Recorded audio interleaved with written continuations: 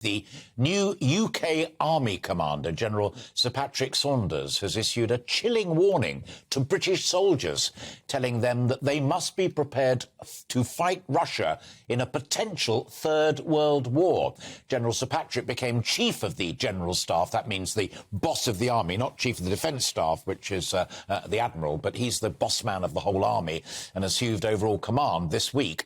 In a tub-thumping message to troops, he warned, and I quote, "We've entered a new era of insecurity." Well, joining me now to discuss that is retired General Sir Richard Barrons, former UK Joint Forces Commander and one of the 6 Chiefs of Staff of the Armed Forces. Good of you to join us. Is this wise or scaremongering? No, this is absolutely bang on the money. What the Chief of General Staff is saying is that we were an army for a generation that did things like Iraq and Afghanistan against opposition that was very tough, but it didn't have artillery or air forces or armor or do all the things that a joined up army like Russia ought to be able to do, even if it's right now doing it very badly. So what Patrick Saunders is saying is the army needs to be ready to fight in a war against an opponent like Russia. That's a wholly different prospect from many of the things the army's been used to doing in living memory, frankly. We've just been talking about, as it were, reconfiguring the education system. I'm going to use exactly the same intellectual tools to now apply this. To what extent is General Sir Patrick giving a message to the Prime Minister and Ben Wallace, the Secretary of State for Defence, as he is to those British troops?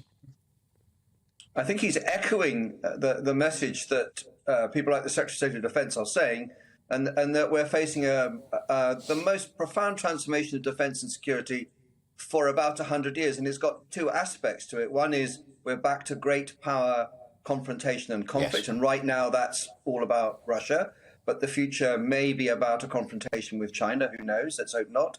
And secondly, in the way war is fought, the digital age is changing the way you fight wars. And it's not just drones and missiles and precision. It's about robotics and autonomy and biosciences. So the Chief of General Staff has to change his army to deal with a much higher level of threat, and he has to transform it for the digital age. And he needs to tell his people that, and he needs government to help him do it. The head of that government, the Prime Minister himself, has talked about a very long fight ahead in Ukraine. But he says, having just come back from Kyiv and talking to Zelensky, it is a fight Ukraine can still win. As a retired military man at the very top of the tree, do you agree with that? Yes, that's true, but it's not going to be soon. It's not going to be this year. So in order to defeat the Russian invasion of Ukraine, 2 things have to happen. They're both long-term and expensive. One is we have to help Ukraine create the military that it needs to be capable of going on the offensive in its own country, and that's about equipment and training and industry and supplies, all the things that make a big army, Navy and Air Force effective against the Russians. And the second thing is we have to deplete Russians' will and ability to fight this war, and that's about containing sanctions, isolating Russia for as long as it takes, so that they lose the ability to continue this war. Neither of those things are going to be quick or easy, and I think it's right to talk about years, not months. Sure, that's fascinating, because in agreeing with General Sir Patrick, and you said in the middle of that conversation, Richard, that we can and we should defeat Russia to see it off.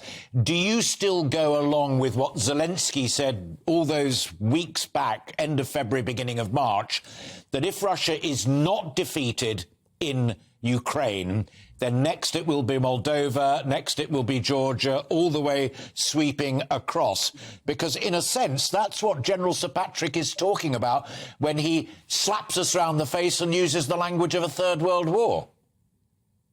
Yes, he is, and it's not just President Zelensky that's saying this. The Baltic states are saying it, Poland saying it, Georgia has said it, and they've been saying it for more than 10 years, certainly since the invasion of Crimea in 2014. And we now have a choice. We either contain this Russian problem in Ukraine and boot it out and reset relationships with Russia, or we should expect Russia, once it's perhaps recovered a little bit, to try this sort of invasion somewhere else to restore in a very old-fashioned way its sense of a Russian empire. And we should not exclude that, including parts of NATO, although the stakes would be so much higher. So Yeah. this war in Ukraine and seeing it to a successful conclusion over years is in our interests as much as it is in the interests of Ukraine. Final question, and while you were just coming to the end of that answer, Richard, we were running the latest pictures of the Prime Minister Boris Johnson with Zelensky in Kyiv and making that visit when many of his own supporters said he should have been up north talking to the conference. How important strategically to a military person, military man or woman, is public support, that will to back what we are seeking to do in support of Ukraine, because there's been a lot of troubling talk about Ukraine fatigue.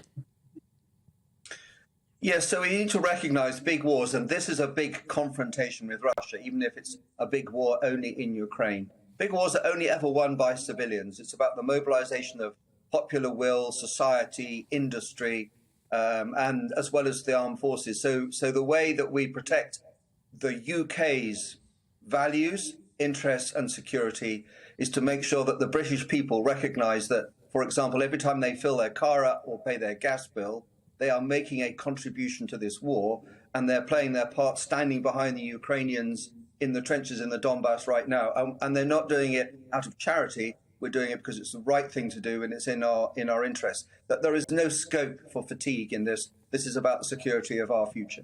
Welcome to the GB News YouTube channel. You can watch us live 24 hours a day, catch up on your favourite shows and join in the conversation in the comments below. Don't forget to subscribe and you'll never miss any of our exclusive content.